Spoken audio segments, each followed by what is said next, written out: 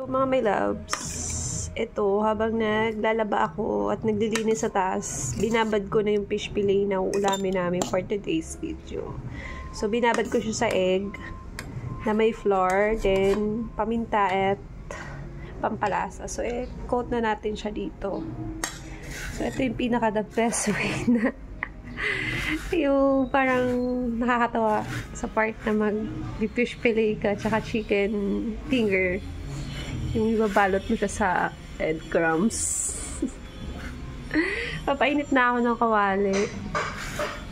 Habang sasalang ako ng sinampay. Kasi minsan hindi naman umaaraw na masyado. Kaya minsan yung sinampay hindi ganun kabango. So habang may araw, mag-multitasking tayo. Kasi mamaya, wala na namang araw. Ang hirap magpatuyo. Papatuyo ka yung araw pa, bebe.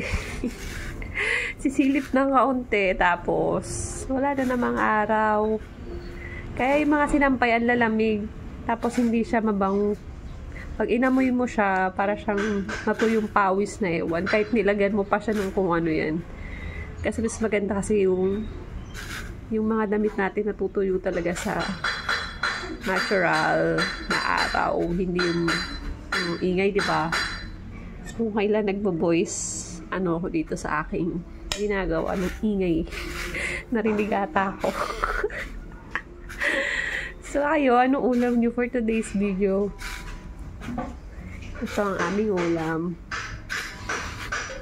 Fish fillet. Tapos mamaya magtitimpla na lang ako ng pang-dip dito. Ayan siya.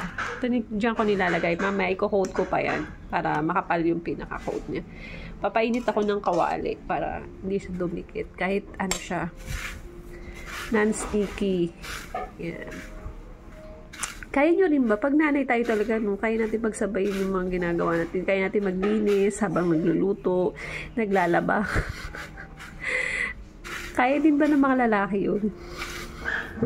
Yung naglalaba ka, tapos nagluluto ka, naglilinis ka. Kasi sila, what at a time lang sila mga lalaki. Pero sa babae, kaya nilang pagsabay-sabayin. Bakit ganun? Chades! May hugot pa, diba? May pahugot pa tayo. Ang daming nalalaman sa buhay. Nagluluto na lang, ang dami pang hugot. Ay nako, anyway, tatapusin ko na muna dito ang aking mini vlog. Ito mga makeup spy. Ito na siya. So, ready to fry na siya, guys. Let's go. Pa-fry na natin. At ito yung mantika. Okay na din at medyo mainit na siya. Kanina ko pa siya pinapainit. So, maglagay na tayo.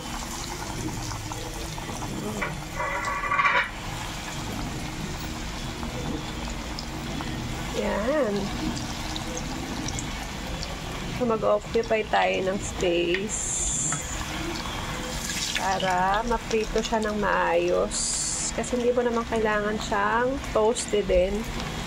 Makikita lang natin siya maging golden brown. Ganun lang siya kabilis. Tapos gagawa na tayo ng sauce. Ang kulay niya, oh. Basta ganito lang yung kulay niya. Okay na yan. Mamaya aahunin na natin siya. So, napakaganda ng kulay niya, mga golden brown. So, gagawa tayo ng lagayan niya para hindi ma-oily. So, maglagay tayo ng tissue paper. Ayan. So, ahunin na natin ito. Masyado ng golden brown. Pili natin siya dito. Ito din yung ahon na natin. So, this one. Ay, meron pang meron. Pagka-white. Okay na. At ito. So, gagawa tayo ng ating garlic sauce para sa pandip sa ating fish fillet.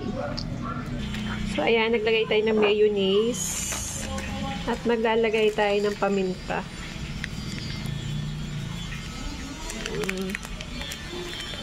At ilalagay na natin tong binayat natin bawang. Siyempre, magpapatak tayo ng kalamansi.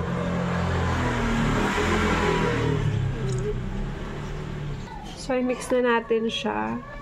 Ito ang pinakasawsawa ng ating fish fillet. Ayan. nag-slice din ako ng pipino para balance yung ating ulam. Yan, malapit na tayo matapos. Yung ating sausawan. At tayo may pipino din. Ayan.